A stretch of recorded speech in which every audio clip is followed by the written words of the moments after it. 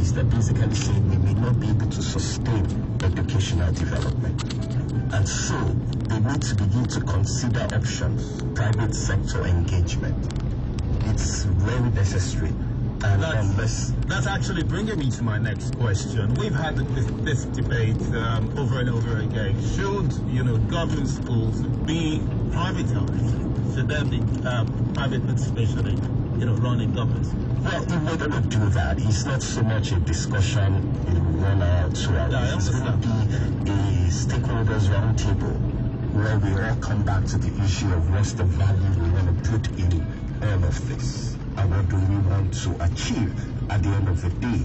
For example, like Femi said, are the students coming out? Are they workplace fit? If they don't get work, can they do something for themselves? And this is where the Old Boys Association comes in. Because what we want to focus on, basically, is also how we can enable and empower the current students, even the ones who have graduated out of government college Lagos in the last 5 years, who are still working the streets and can't find anything to do. So we're looking at the process of spending some time with them to develop some enterprise skills and find a way to support a few of them, because many of them are just help. And then there's also the ripple effect that with the economic downturn is right now, many other people this December will probably join the unemployed labor force. Right. So we need to begin to look at a lot of orientation in the system. How can people get enterprise skills to be able to start small businesses like poultry farming, snail farming? And that's the reason why beyond talking education, we're here this morning. Okay. So we'll be saying one of the things that we want to do with the Old Boys Association of Government College Lagos is reorientate our engagement strategy. Okay. And we're starting with this. Okay. Because we have a few students out there who have done pretty well. And that's why they're out tonight. Because we want to continue to encourage, inspire, and motivate the younger people to see, even within the challenges, there are few of us that are pushing and making an impact. Some are professors, some are Navy commodores, Navy colonels, some are captains of industry. One of us just bought a club in Portugal. That's nice, I heard about that. Yeah, and then even in the current administration of the Lagos State government, we have 2 of our old boys serving in that administration. I think for a while we've all been quiet. Let me ask you this. You're having an award night, but I'd like to know what you're going to do concerning the standard of education in government college Lagos, really. Because I really want to know if you have lined up some sort of mentorship program for the students so that when they're being churned out, they're being churned out as, a properly baked,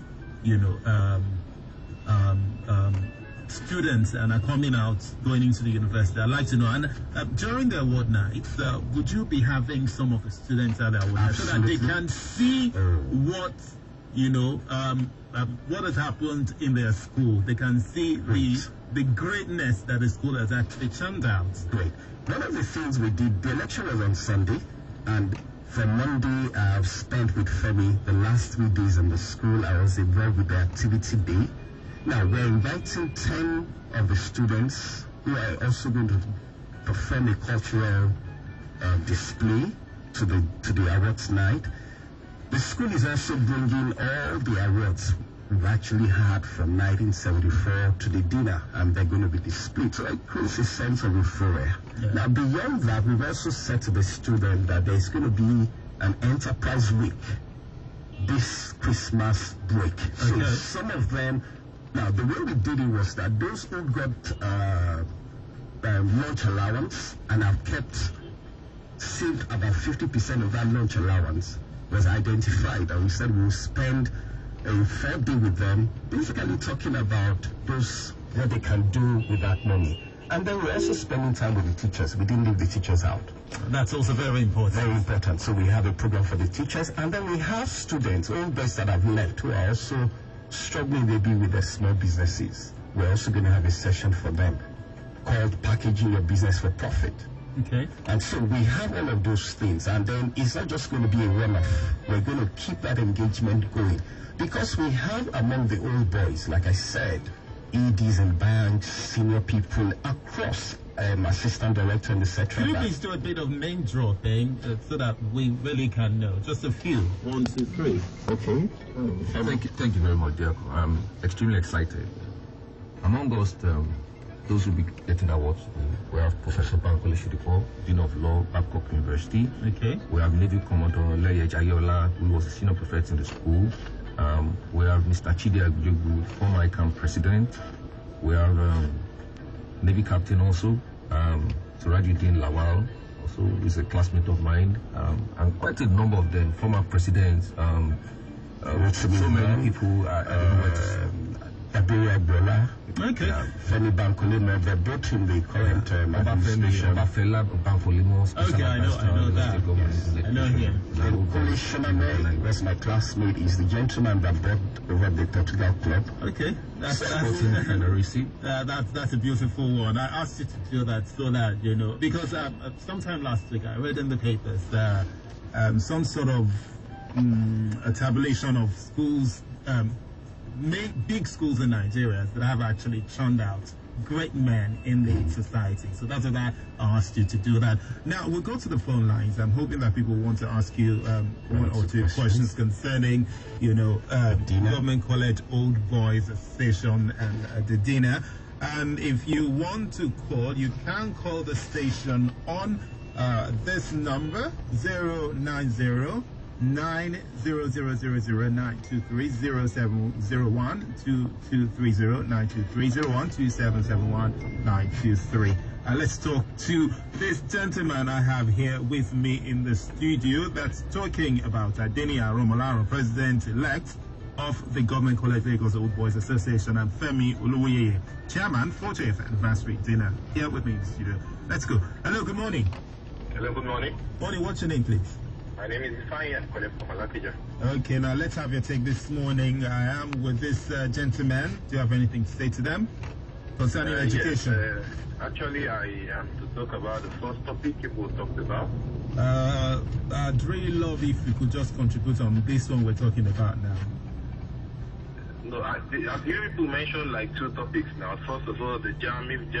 Yeah. Okay.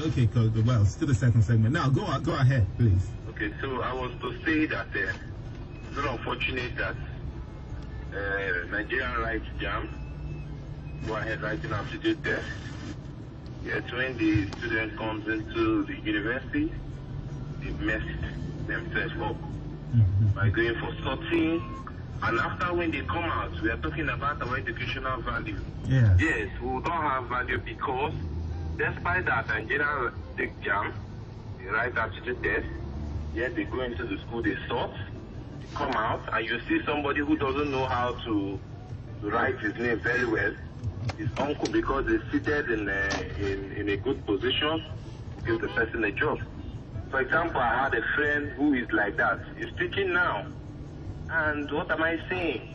What does he have to give? You can't give what you don't have. Why? Because he has people upstairs. So what I'm to say concerning that jam issue, please, if Nigerian can make at least the jam be sustaining the students who are to take it for like 3 years or even 5, is okay. If the school maybe change their cutoff, then it is left for that person. If you know you don't have up to that cutoff, you go and write another jam. Then for those who have made the cutoff, because some of them, they will do very well in their jam, and aptitude test will mess them up. I keep wondering, what is the essence of this jam and aptitude test? We want to be like the West. Okay, look at, you're talking about most of us going abroad to study, to do masters. Why? See that Nigerians, we can't do our masters here. Most of them go there because the university over there, they pay them because they don't go into strike. Thank you so much for contributing this morning. We do appreciate your contribution. Now, I think let's take a bit more calls and then we'll just wrap it up. Okay, we can just take about 2 more calls and then we'll end the program. Hello, good morning. Hello, good morning, Jacob. What's your name, please? Okay, my name is Femi. Now let's quickly talk about this topic. Okay, quick. See, the problem with Nigerian education is a whole gamut of issues, and it's not like your guest said. It's not something that you can sit down and talk in one program. But one thing that worries me, and I think successive government have not really addressed, is the issue of Nigerians going abroad to school. The problem is it's not sustainable. If somebody I've seen several analyses of how much Nigerians spend on foreign education, even to co-African countries. And I wonder, when will the government come around to looking at this as a problem? Why is it so difficult to educate ourselves? Is a problem. And you know what is also not sustainable is the fact that you cannot have a system where the public education system cannot produce any quality. It is disaster, because it is not everybody. That's your vulcanizer out there cannot afford to take children to private schools, and either primary or secondary or university, he cannot afford to take money out of his pocket to send people to some expensive school. And the only option he might have is to just go to that good public school where his children can turn out to be better than. While I was growing up, they used to call them Jack on this. Both of us and a lot of us listening to this program are part of had a 100% score in all subjects for all students graduating this year. Wow, that's a brilliant. government school, and I can attest to it. I keep saying, you can't give what you don't have. A lot of accolades and kudos to the current principal of the school, Mrs. Teru. She has done a fantastic job, and she's moved the school from being average. The school was excellent, but in the short period she's been there, she's moved it up to this kind of. And a lot of private schools can't boast of this kind of result. I mean, this particular year that we're talking. Now, quick one. We talk about foreign education. The truth is, I've been privileged. A lot of us have been privileged. And quick, you also know that you find out that before you get to university in a lot of schools abroad, for example, in the Canadian state where I have family there, people are monitored from secondary school, not just at JAM. So you already have an admission process going on before you start graduating. All right, Deco, I think I think we should be wrapping up the show. To wrap up, this is where I'm asking every old boy of the Government College, Lagos, Eric Merritt, Surulere, where to be today from 5 p.m. is at the Syrian Club Ibadu Road, where the 41st annual dinner award will be holding. So if you are not determined you are attending, this is a time for you to confirm that you're heading in that direction. It's actually the Government College Lagos Old Boys Association 40th and 31st anniversary dinner, awards night and after party.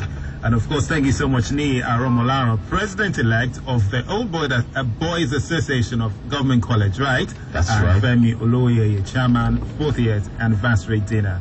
Thanks for joining me this morning. Thank you so much.